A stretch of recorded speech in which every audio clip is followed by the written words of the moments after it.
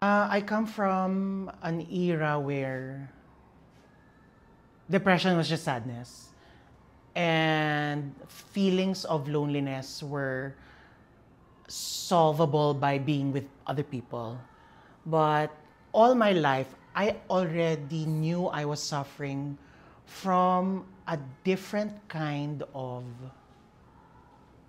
hindi siya sadness eh.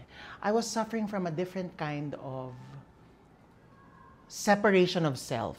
Yun na lang. Tapos, nangyari siya when I broke up with my ex. Well, no, not really broke up, but I was on the verge of breaking up. And then, there was a clarity of, I wanted to unalive myself. And it wasn't sadness. When I decided that I wanted to do that, I felt a calmness.